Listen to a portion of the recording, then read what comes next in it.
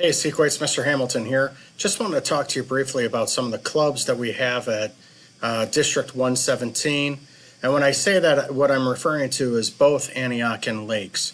As a student here, you can participate at either school.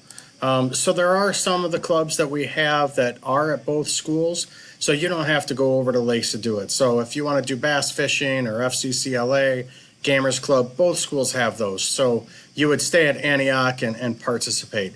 If you're not in one of these clubs, I would encourage you to start participating because it really is a fun activity to do either before or after school and a great way to make some new friends.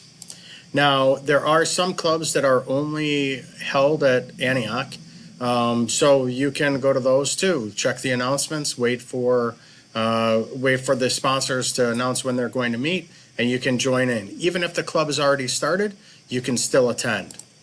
Now, there are some clubs such as robotics, or this past year there's a Filipino club that started at Lakes, started last year. So there are some of those clubs that occur at Lakes. And if it's something that you want to participate in, for example, robotics again, let us know.